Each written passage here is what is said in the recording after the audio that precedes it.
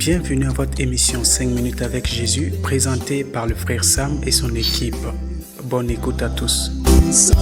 Nous vous accueillons dans cette émission aujourd'hui par la grâce de Dieu et dans sa puissance, la puissance du Saint-Esprit de Dieu qui est le consolateur, l'Esprit de Jésus-Christ. Et nous espérions dans le Seigneur que Dieu vous fasse beaucoup de grâce au travers de notre émission hebdomadaire. Nous sommes toujours dans Jean, le chapitre 1, lié au Genèse, le chapitre 3. Nous étions en train de voir l'origine de la chute. Pourquoi il y a eu la chute et pourquoi on continue par voir le problème aujourd'hui. C'est que le diable tire l'homme hors de la parole. Et on a vu que Dieu ne fait rien sans sa parole. L'image que l'on portait, c'est l'image de la parole. C'est même la parole de Dieu. Parce que c'est lui qui est l'auteur de cette image.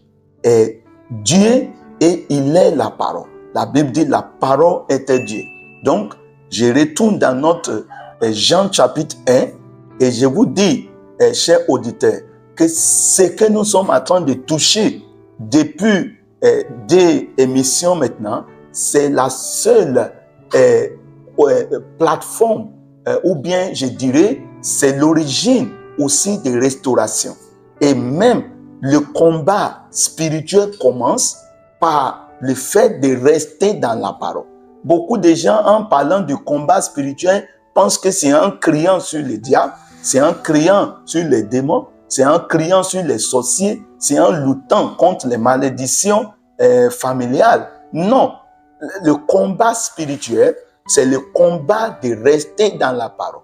Parce que l'ennemi, ce qu'il fait pour vous gagner, ce n'est pas juste de vous donner une nourriture empoisonnée, ou bien ce n'est pas juste parce qu'il y a un grand arbre dans lequel il a inséré quelque chose contre vous. Ce n'est pas ça qui donne l'ennemi le dessus sur vous. Ce qui donne l'ennemi, l'adversaire, le dessus sur vous, c'est le fait que vous n'êtes pas dans la parole. Donc il dit, au commencement était la parole.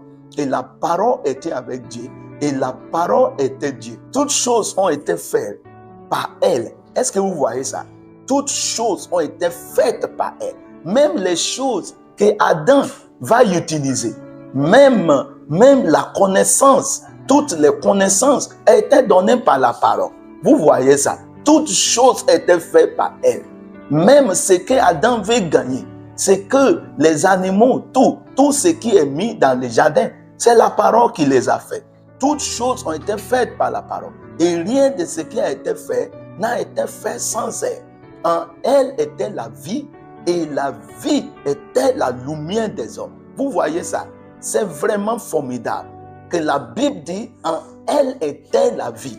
S'il y a la vie à un moment donné, dans la vie de l'homme, si la vie tenait la place, c'est parce que la parole tenait la place. Si il y a eu la vie, la Bible dit, en elle était la vie.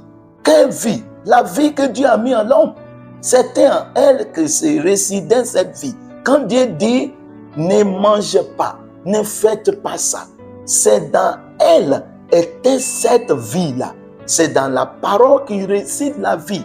La vie éternelle vient par la parole. Quand Jésus dit, la vie éternelle consiste en connaissant Dieu et en connaissant Jésus que Dieu a envoyé. C'est la parole de Dieu.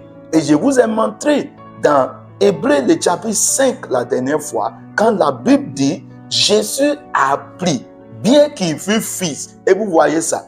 Jésus n'a pas dit, parce que je suis fils, je vais désobéir la parole de Dieu. C'est pour ça, même quand la Bible décrivait la mort de Jésus, la Bible décrivait la parole en disant, il est mort selon l'Écriture. Il a fait selon l'Écriture. Tout ce que Jésus a fait, y compris sur la croix, c'est la parole de Dieu. Par exemple, quand Jésus a dit, j'ai soif, vous savez que j'ai soif que Jésus dit, c'est la parole de Dieu. Il voulait mourir, il voulait céder son esprit, mais il a compris qu'il y a une partie de la parole qui n'a pas été respectée. Parce que la Bible dit, il a eu soif et qu'on lui a donné du vinaigre pour boire. Donc, il a reçu la force pour dire j'ai soif, pour que l'écriture soit accomplie.